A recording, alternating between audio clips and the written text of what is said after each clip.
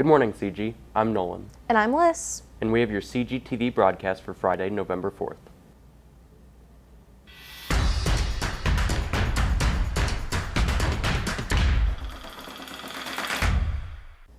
CG's student government hosted a trick-or-treat for cans again this year. Jack Forrest brings you the story. Trick-or-treating for cans is a student government Halloween tradition.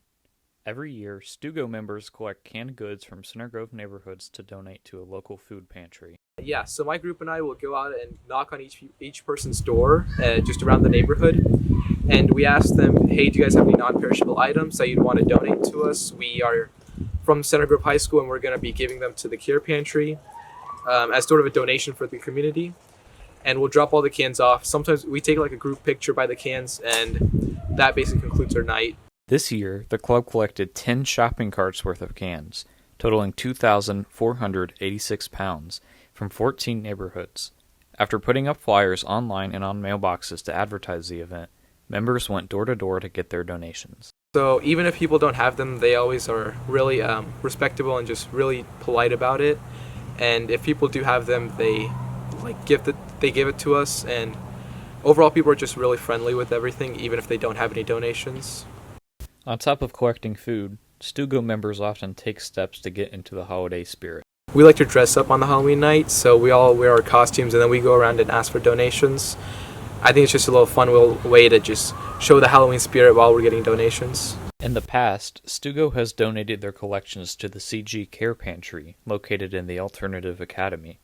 This year, however, it closed down, and Stugo brought their donations to Interchurch Food Pantry located in Franklin. Like I said, they're pretty new, so I think that people just go there and get any food or any cans that they need, like whenever they want.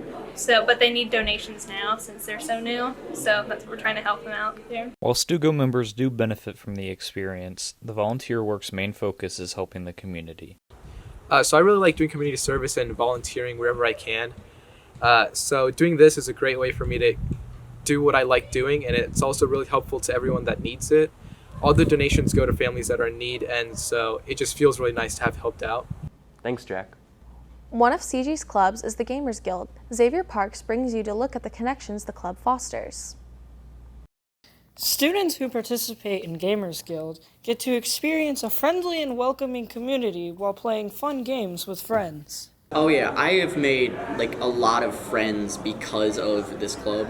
Not just this year, too. I met a lot of people last year in 8th grade when I did it. That's how I met half of my friend group. So yeah, this place has a great community atmosphere to it. The club is sponsored by family consumer science teacher Miss Heidlich. She not only supervises the club, but also engages in students' interests, helping to foster that sense of community. Dragons occurs here, something I am slowly but surely learning more about because I'm not the most competent in the subject.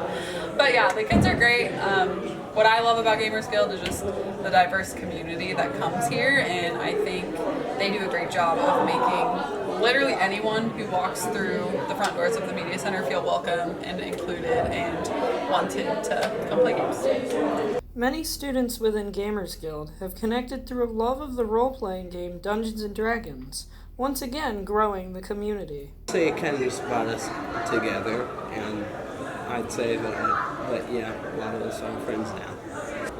It is a fun way for me personally to connect with others, and it has allowed me to make a lot of new friends. The club is capable of bringing a community of so many people together over an enjoyment of any sort of game. Thanks, Xavier. One of CG's musically inclined students, Cameron Skirvin, has a love for composition. Logan Meyer and Ben Rosser bring you the story. While many band members play an instrument or two, junior Cameron Skirvin plays many different instruments. So I play basically everything that you find in a typical band setting, which is incredibly helpful.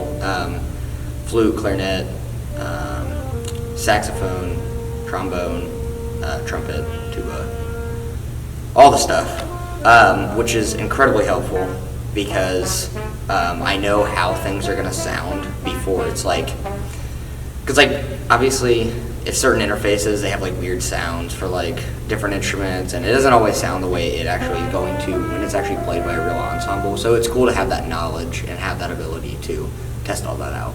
Skirvin's love for composition grew through middle school band, and he began writing choral arrangements. A lot of my stuff started as well. I started with like choral arrangements, and that eventually grew to what I do now, which is like full-scale band arrangements. Skirvin uses a specific process to translate his ideas into a finished piece. But yeah, an idea, I write that down, and then I get home to sit in front of my computer so I can do my actual composition, which I use MuseScore for, because it's a lot better of an interface. But Skirvin's current piece is a deviation from his previous works. my current project is coming along really, really well. That one's called Harmonic Motion. It's faster, it's very high energy, and it's just a lot of fun to sit there and listen to everything come together as the composition goes along. For Skirvin, composition in theory is more than just a hobby. Well, I want to pursue a career in theory and composition and education as well. But in terms of composition, I want to be able to be a part of like a publishing company and get all my ideas out there. That would be a dream. That'd be awesome. Thanks, Logan and Ben. Tyler Cherry and Noah Coy are the quarterback and wide receiver for CG's football team. Emma Watson and Zach Greller take a closer look into the bond the two share. While football has created a sense of community for many in Center Grove, juniors Tyler Cherry and Noah Coy have a bond that grew beyond their sport. I've known Noah since the first day of kindergarten. We were walking into class and our parents asked each other where the room was, and his mom led the way, and we ended up being at the same table together and became friends since then. First day of kindergarten, we sat at the same table, so we kind of hung out with friends then, and then Tyler moved right next door to my house about like second grade. We've just been best friends ever since. While their friendship began off the field, the trust they have for each other helps gain some unique advantages on the field. Having a good friendship with somebody helps build a connection, and having a connection off the field kind of translate onto the field, which I think that helps with everything too. When we play together, it's there's kind of just a connection. I can kind of look at Tyler, and we kind of just like speak to each other, just looking at each other. We know like what routes we're running and stuff like that.